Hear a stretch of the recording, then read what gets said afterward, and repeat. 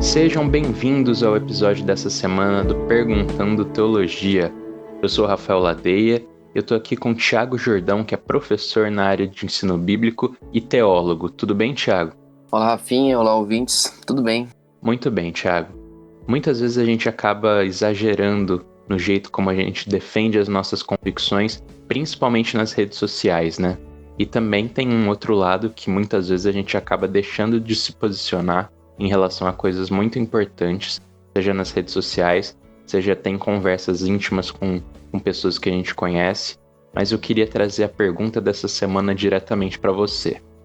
No caso do cristianismo, a gente tem essa obrigação de defender o cristianismo, de sermos advogados do cristianismo nas redes sociais, que é um contexto que a gente tem mais contato, e também conversas com colegas, com amigos.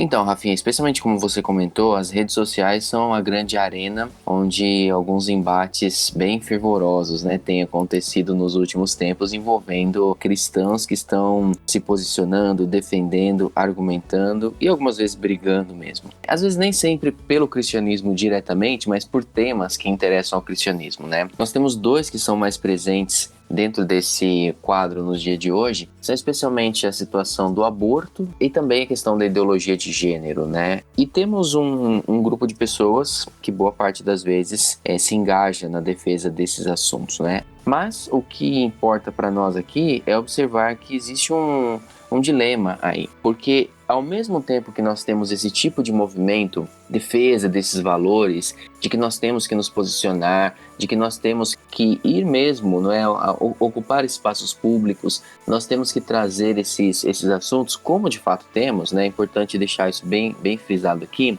Mas por outro lado, nós também temos um movimento muito interessante e diabólico mesmo de argumentar a respeito da tolerância religiosa. E essa tolerância religiosa, que no discurso parece algo tão bonito, tão adequado e tão certo de se fazer, ela na verdade é uma tolerância religiosa que só vale quando se trata especialmente da fé cristã, que é a fé predominante no Brasil. Isso eles dizem abertamente dentro daquele discurso de oprimidos e opressores. Então a fé cristã é a fé que historicamente mais teria oprimido as pessoas.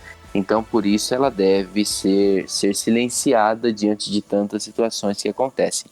E isso, querendo ou não, concordando ou não, esse tipo de discurso acaba em algum momento ganhando espaço no nosso coração, especialmente no nosso entendimento. Então, nós não queremos ser intolerantes, nós não queremos ser pessoas que são vistas por outros como aqueles que, talvez de tão chatos, de tão inconvenientes, de tão radicais, até afastam pessoas de se comprometerem com o evangelho. Nós não queremos ser vistos assim. Então percebe que nós temos aqui dois extremos puxando, duas direções que estão tentando de modo oposto nos propor algum tipo de situação que a gente tem que saber como lidar com ela, né?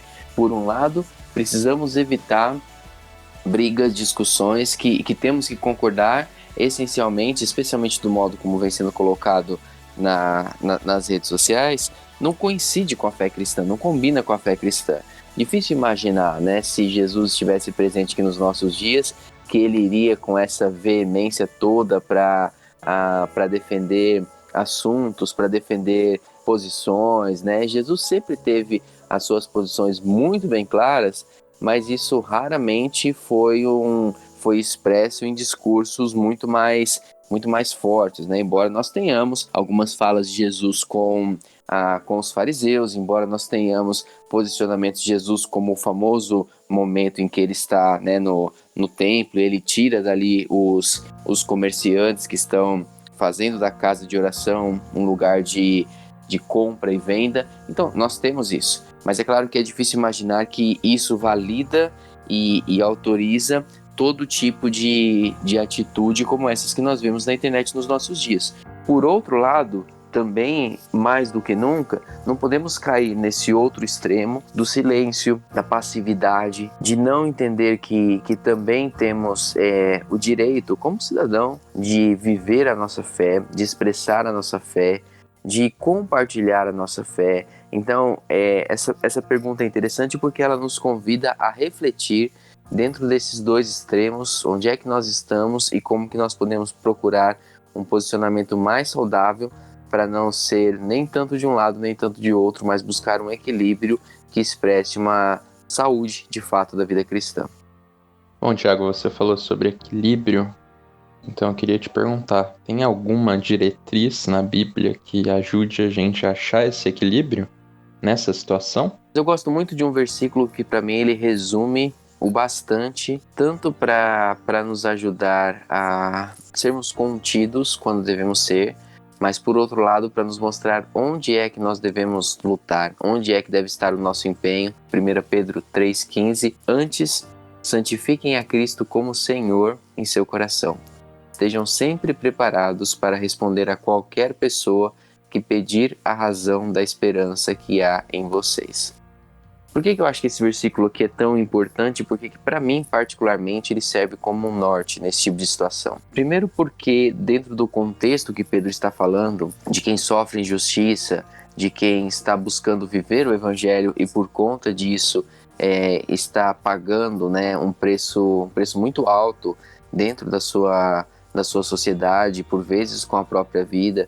Então Pedro está dentro desse contexto dizendo para a gente sobre a importância de nós sermos dedicados na prática das coisas boas. E quando ele fala a respeito disso, ele começa dizendo no versículo 15: primeira coisa aqui é santificar a Cristo como Senhor em vosso coração. Essa frase é muito interessante, carregada de significado, e ela é um convite para a gente se perguntar, talvez em cada momento, antes de cada debate, a respeito exatamente das minhas motivações. Não do sentido de que não, eu quero mesmo defender Cristo, porque muitas vezes a minha motivação vai ser essa mesmo de defender Cristo, mas o meu momento com Cristo não é um momento em que eu tenho, usando as palavras de Pedro, santificado a Cristo como Senhor em meu coração. Santificar a Cristo como Senhor diz respeito à nossa intimidade com o Senhor, diz respeito à nossa convivência com o Senhor, à nossa sensibilidade para o Senhor.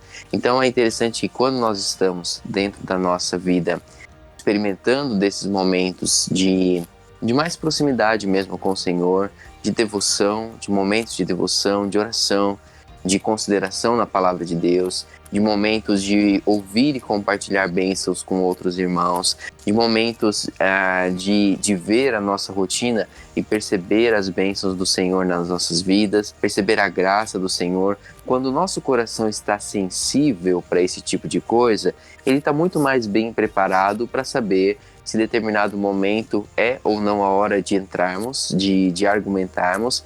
E não só isso, como também o nosso coração vai estar muito melhor preparado na forma como fazer isso. Porque a gente tanto pode errar no momento, seja para entrar numa discussão, seja para não entrar. Podemos errar, podemos entrar quando não deveríamos, podemos deixar de entrar quando deveríamos. De repente eu posso entrar no que era para entrar e lá dentro a minha forma de falar com as pessoas, ela é errada. Ou de repente ela deveria ser mais firme e ela não é, ela é muito macia, muito tranquila. Então eu também preciso não apenas saber em qual debate entrar, em qual conversa entrar, mas também saber como me portar ali dentro. E ele continua dizendo: estejam sempre preparados para responder a qualquer pessoa que pedir a razão da esperança que há em vocês. Eu acho que 3 palavras aqui são importantes, depois que eu avalio essa minha conexão com Cristo, essa santificação de Cristo como Senhor no meu coração. Que 3 palavras nessa sequência do versículo são importantes para nós considerarmos também. Primeiro, o preparo, né? Ele fala sobre um estado de alerta, ele fala sobre estar sempre preparado. Interessante, estar sempre preparado não para entrar em discussões, mas estar sempre preparado para saber como responder. E isso aqui é um convite à apologética na sua expressão mais saudável. Apologética como a defesa da fé cristã, não é? Ou seja, eu preciso estar preparado para saber como eu vou conversar, como eu vou ouvir alguém que tem um pensamento diferente do meu, ou que tem um pensamento diferente daquilo que a fé cristã me ensina e que eu gostaria de defender. E isso significa estudo, basicamente significa estudo. Significa eu conhecer não apenas aquilo que eu defendo, mas as razões daquilo que eu defendo, né? As bases daquilo que eu defendo. Eu preciso entender o que está por detrás. É muito fácil para algumas pessoas dizerem, não, eu como cristão, eu sou contra o aborto. Você pergunta, mas por quê? Porque eu sou a favor da vida.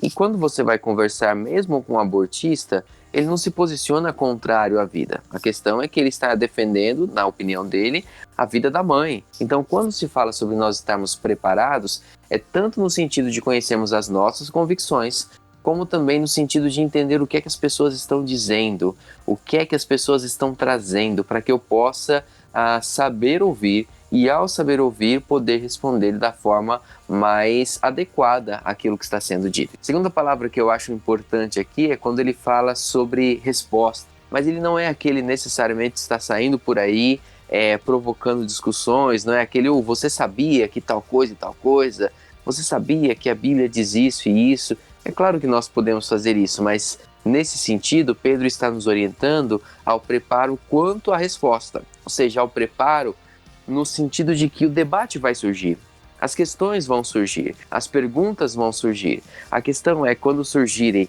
nós estaremos prontos para trazer as respostas certas, as respostas devidas e adequadas.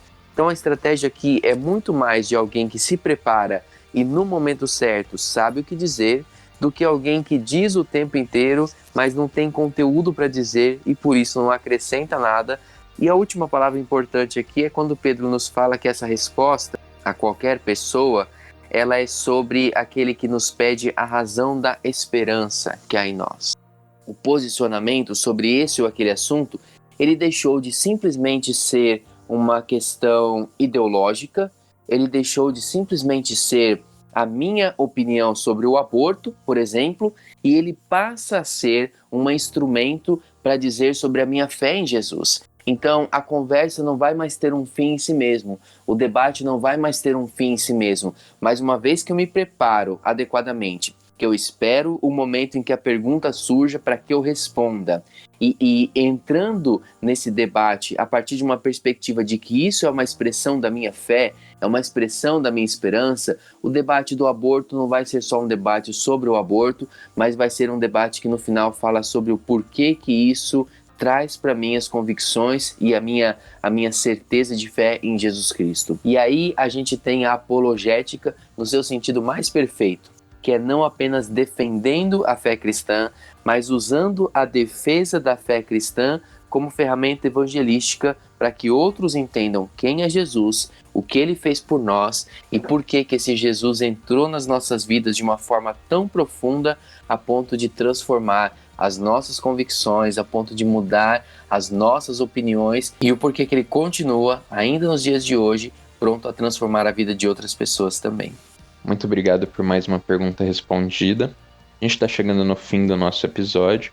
Queria convidar os ouvintes a estarem também ouvindo os episódios anteriores, que agora também estão presentes no YouTube, e também mandarem suas perguntas para nós, através das redes sociais e também do nosso e-mail, perguntandoteologia@gmail.com.